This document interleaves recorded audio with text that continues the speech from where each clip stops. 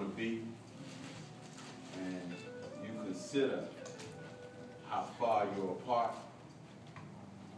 you feel like you're in the pits. And to make matters worse, people around you sometimes push you there. Their comments, and maybe their lack of own personal passion. Just seems like it drains you. And I think about it, I think that the only thing that you need to do to be in the pits is just have a dream. You know, that's why some people don't want to dream. Because it's like when you dream, you got to deal with the possibility that what you're dreaming about might not happen.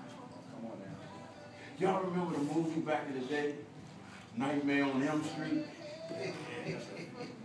I think about this, right? Like, some people may stay busy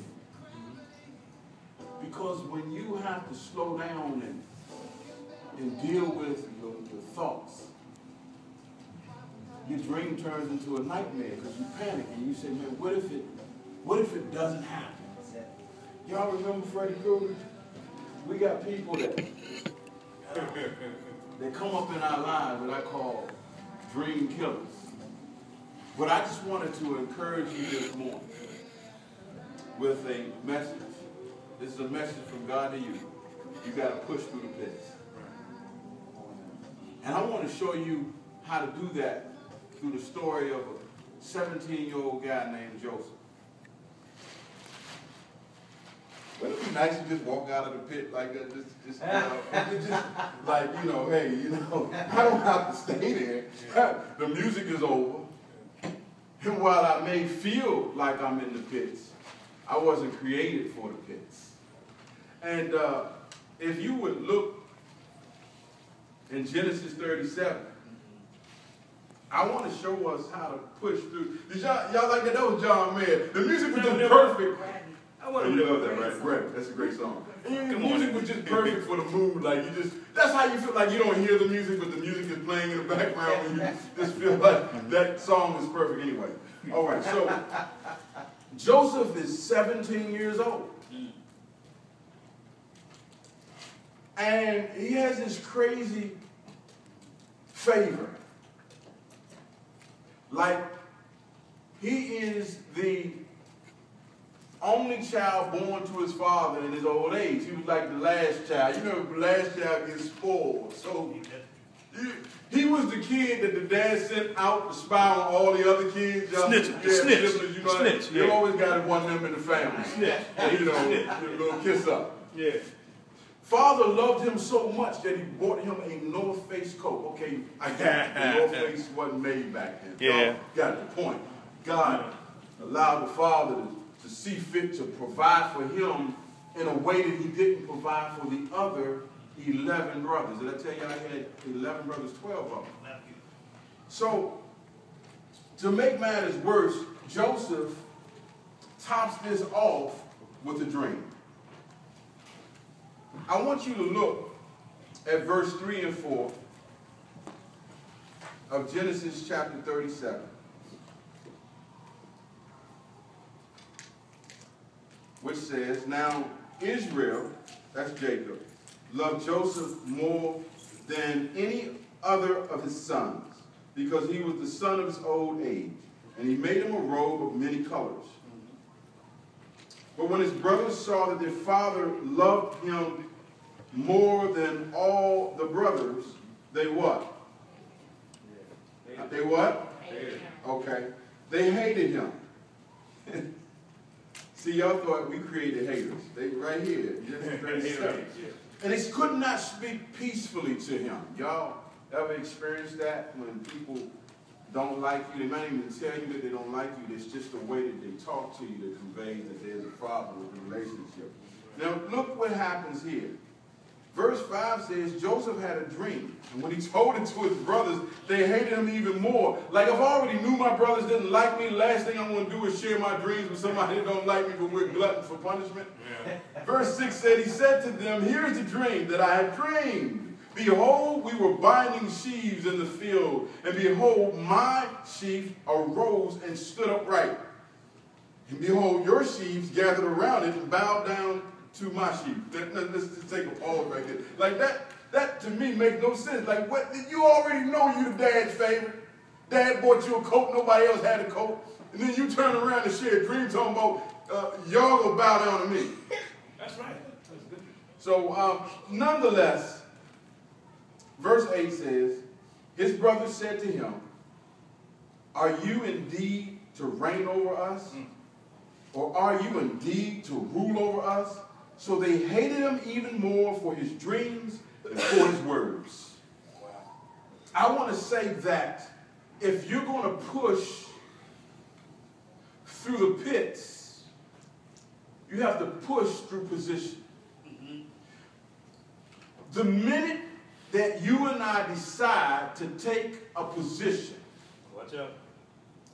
we all of a sudden, just the laws of gravity are going to start to work against you. Right. That's why it's so easy for us to be mediocre.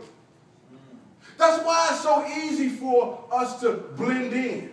The minute that you decide in your mind that you're going to stand for something, like this is what I'm going to do, all of heaven and hell start waging the bets against who's going to stand the last. And you experience this pressure. You're like, what did I do wrong? Did I offend you? You don't have to do anything wrong. You're dreaming. And I'm having nightmares. And I'm envious that you have the audacity to think that you're going to do something great. Wow. So when you look at Joseph, it wasn't about Joseph. It was what Joseph stood for.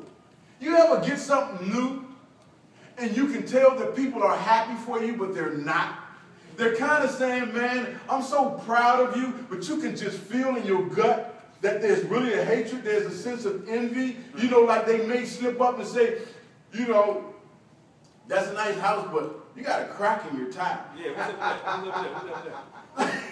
what's up there? Which one is it? Is it the crack in my tire or is it my house? Right. Joseph stood for the Father's favor. Right. Joseph stood for someone who was willing to do what's right despite his popularity. Because he was the informant. He would go, he would look at what the other brothers were doing, we call him a snitch, but in reality he would go back and say, Dad, they're not doing their job. Let me say this to you and I. When we begin to stand for what is right, we take that position, people are going to weigh on us. As a matter of fact, people are going to examine and test whether or not you can keep living like that. Ain't that the truth? Sometimes we shrink up under that pressure.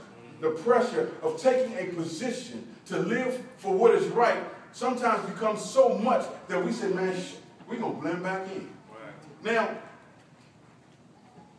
when I used to eat a little more righteously, amen. Yeah. I always tell the story that I was a vegetarian for like 4 years, and then I had Chick-fil-A. That was it.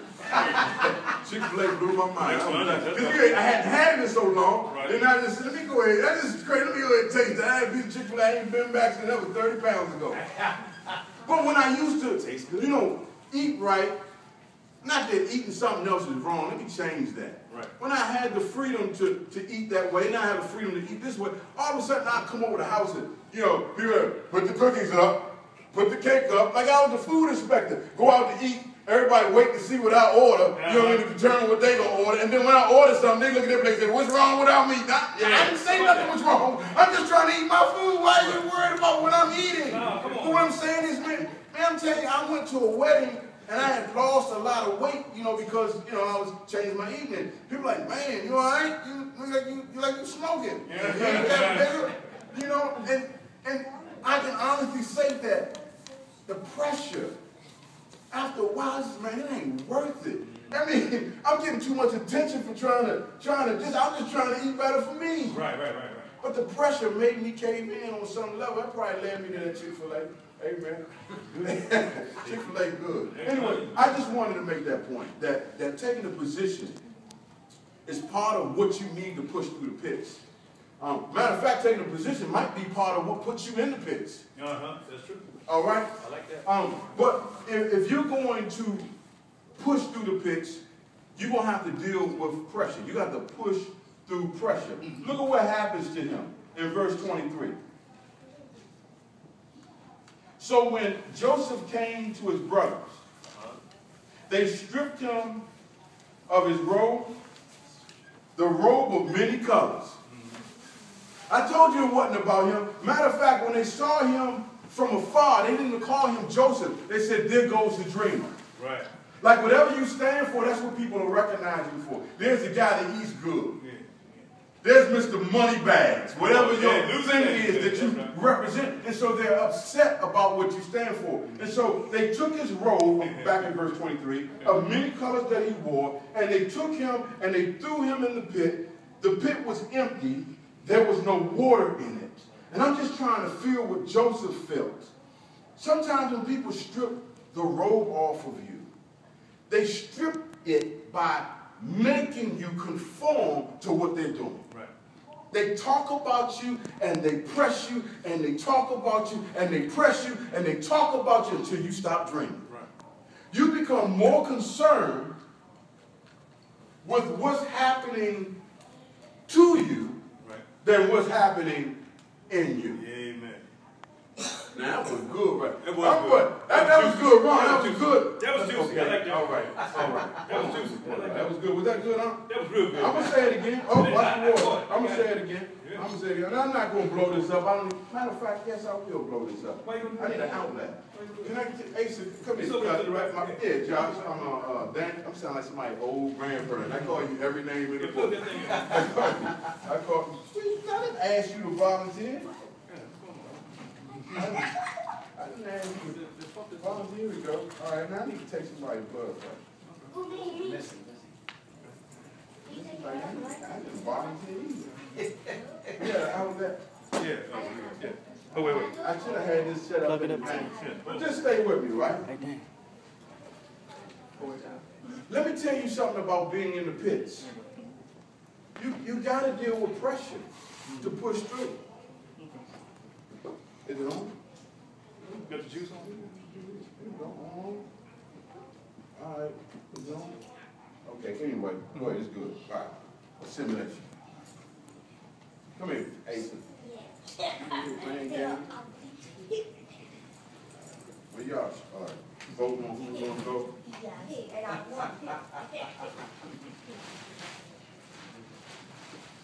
right, here we go. Thank you, buddy. Good volunteer. All right. Now, let's pretend. The idea of checking your blood pressure is not about what's happening on the outside. Right. The point of checking your blood pressure is to test what's happening on the inside. And what I'm saying to you is that when you're in the pits, you're there so that God can put enough pressure around you on the outside to prove that you have the character to support the dream on the inside. Right. What goes to them? Thank you for the illustration that did not do what I wanted to do. Oh, it's on now. Yeah, it's on. And we're supposed to warm up, yeah. All right, here you go. Come on, right.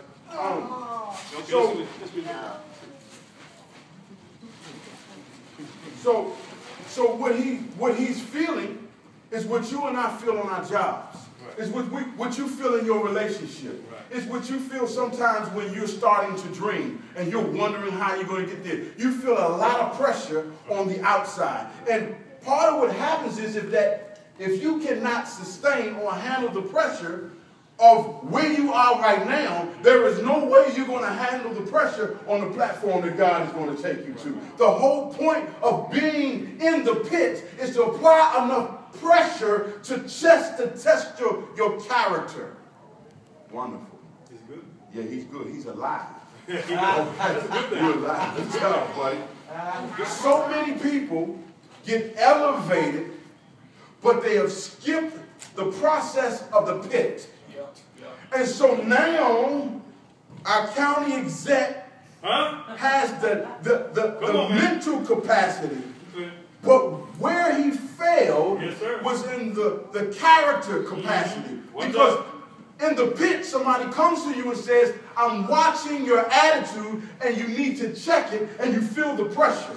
Well, you saying, why are you dumping on me? Well, I've been assigned to dump on you to see how you're going to respond. Right, that's good. Because if you can't respond right in smaller things, if I elevate you to your dream is going to become a nightmare. Just ask him. 7 years, 3 months. And his wife. The entire legacy is off. The entire legacy. Now we know he's done good, but the entire legacy is a nightmare. All because of the pits. You got to push through the pits. You got to push through pressure. That's good. That's good. All right.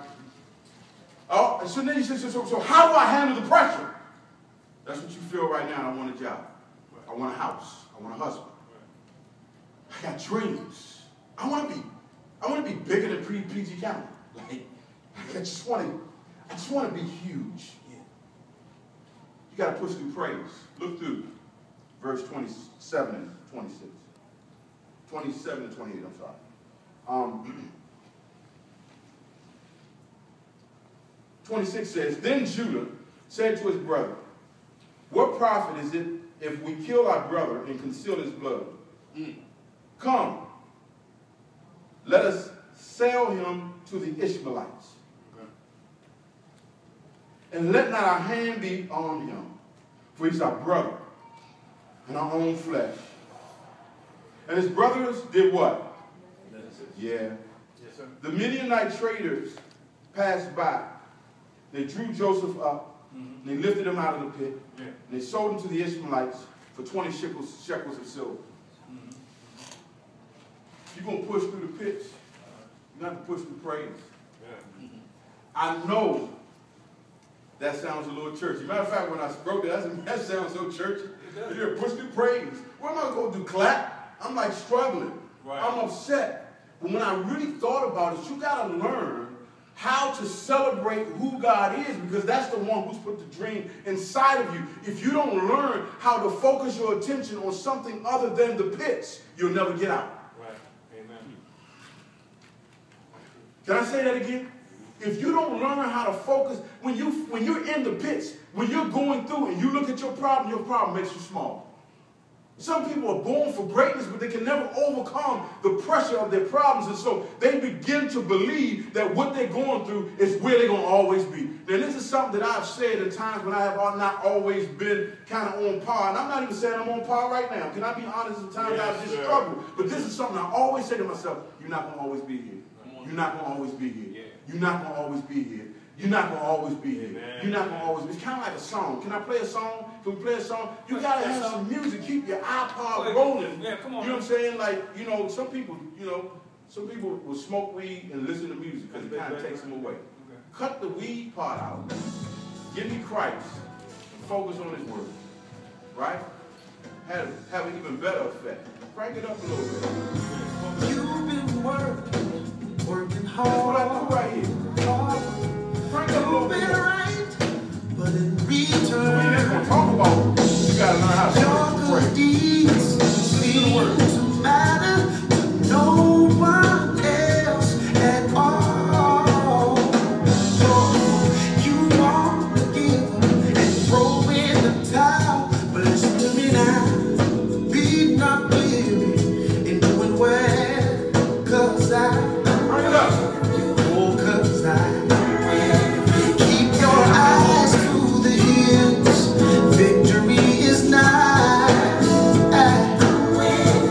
Oh, I can't You're not worrying and well doing. You'll reap a harvest if you faint not. I know you're tired, but I'm with you. See that message? See, the only difference is if you don't have that message, you got your message. I'm not going to make it. It's the end of the month. You got a new song. It's the end of the month. I'm about to get It's the end of the month. I'm about to get put out. It's the end of the month. I'm about to get put out. It's the end of the month. I'm going to be broke. It's the end of the month. I'm in trouble. You play the same music over and over again. Give me another song, Daniel. You are good, or you are great. Crank that up, please.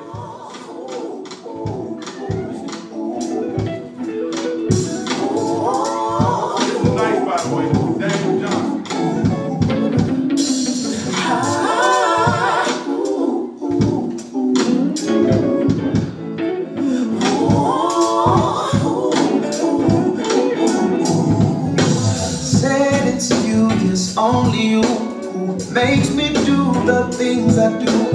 come before. I never knew to hang out with someone who's such an awesome magnitude. It's like you popped right out of the blue. From now on, I will never refuse to